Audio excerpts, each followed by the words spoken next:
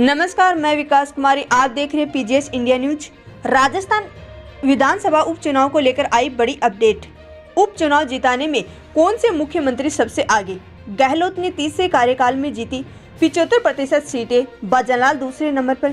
पहले कार्यकाल में हावी रही वसुंधरा।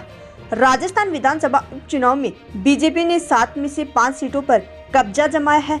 13 साल बाद किसी उपचुनाव में बीजेपी की सबसे बड़ी यह जीत मानी जा रही है। हमेशा कहा जाता था कि सरकार बीजेपी की हो तो उपचुनाव में कांग्रेस ही भारी पड़ती है। इस बार ये परंपरा टूटी है। हालांकि बीजेपी के लिए विधानसभा उपचुनाव में सीटें गंवाने को लेकर परसेप्शन 2013 के बाद बना था, उससे पहले ऐसा नहीं था। अशोक गहलोत का पहला कार्यकाल यानी 1998 से 2003 देखे तो विपक्ष में रही बीजेपी विधानसभा उपचुनाव में कांग्रेस पर भारी पड़ी थी। इसके बाद बनी वसुंधरा राजे सरकार के दौरान हुए विधानसभा उपचुनाव में भी बीजेपी ने कांग्रेस से ज्यादा सीटें जीती थी। पिछले 26 सालों की बात करें तो अशोक गहलोत के पहले कार्यकाल में सबसे ज्यादा उपचुनाव हुए। कांग्रेस आला कमान ने 1998 में जब अशोक गहलोत को राजस्थान का मुख्यमंत्री बनाया, तब ये जोधपुर के सांसद थे। अशोक गहलोत ने सबसे पहले फरवरी 1999 में खुद बतौर प्रत्याशी उपचुनाव लड़ा। गहलोत ने उपचुनाव सरदारपुरा सीट से करीब 50,000 के वोट के अंतर से जीता। इसके बाद राजस्थान में 2003 तक कुल मिलाकर 13 सीटों पर उपचुनाव हुए। इन उपचुनाव में विपक्षी दल बीजेपी ने 7 सीटों पर जीत दर्ज की थी, जबकि सत्ता में रहते हुए कांग्रेस 5 सीटें ही जीत पाई। 1 सीट निर्दलीय के खाते में गई। कांग्रेस की सरकार रहते हुए बीजेपी का विपक्ष में रहते हुए 54% स्ट्राइक रेट रहा था। ताजा उपचुनाव से ठीक पहले यानी अशोक गहलोत के तीसरे कार्यकाल यानी 2018 से लेकर 2023 की बात करें तो अपनों से ही सबसे ज्यादा सियासी चुनौतियां झेली। कांग्रेस पार्टी भी भरपूर गुटबाजी की शिकार थी।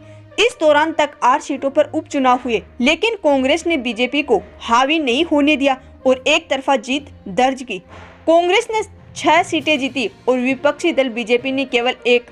इसके अलावा 1 सीट आरएलपी के खाते में गई। तब ये परसेप्शन और मजबूत हो गया कि उपचुनाव में बीजेपी हमेशा कांग्रेस से पीछे रहती है। गहलोत ने अपने तीसरे कार्यकाल में हुए उपचुनाव में 6 सीटें जीतकर 75% स्ट्राइक रेट को छुआ, जो 1998 के बाद से एक कार्यकाल में किसी भी सीएम का सबसे अधिक स्ट्राइक रेट है।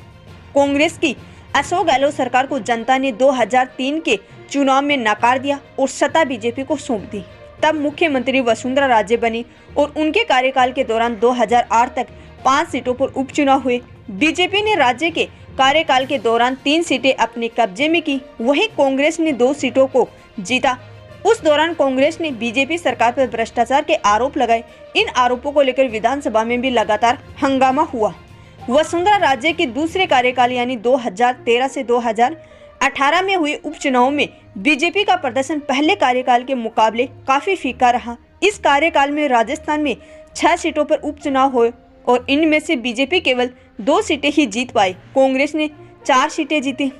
वसुंधरा राजे के पहले कार्यकाल के मुकाबले इस कार्यकाल में उपचुनाव का स्ट्राइक रेट 60 से गिरकर 33% पहुंच गया। इधर कांग्रेस का स्ट्राइक रेट सुधरा और 40 से बढ़कर सीधा 67% पहुंच गया। अगर अशोक गहलोत और वसुंधरा राजे के पहले कार्यकाल में हुए उपचुनाव से तुलना करें तो मौजूदा मुख्यमंत्री भजनलाल शर्मा का स्ट्राइक रेट दोनों से अच्छा है। पहले कार्यकाल में अशोक गहलोत ने 39% और वसुंधरा राजे ने 60% सीटों पर जीत हासिल की। भजनलाल ने 72% सीटों पर जीत ली है। सीएम भजनलाल ने अपने पहले कार्यकाल का साल पूरा होने से पहले 9 सीटों के उपचुनाव में 5 सीटें अपने खाते में डाली।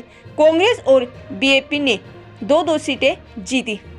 प्रदेश में बीजेपी की सरकार बनने के बाद और सीएम भजनलाल शर्मा सहित नए सिरे से पूरी टीम बनाने के बाद बीजेपी आला कमान से लेकर जनता तक सभी की उपचुनाव की परफॉर्मेंस पर नजरें टिकी हुई थी। अब कई तरह की अफवाहों पर विराम लग जाएगा। जीत का क्रेडिट भजनलाल और बीजेपी प्रदेश अध्यक्ष मदन राठौड़ के खाते में जाएगा। दोस्तों, यह थी आज की बड़ी खबर। ऐसी खबरें जानने के लिए आप हमारे चैनल पर बने रहिए। चैनल पर नए हो तो चैनल को सब्सक्राइब करें और वीडियो को ज़्यादा से ज़्यादा शेयर करें। धन्यवाद।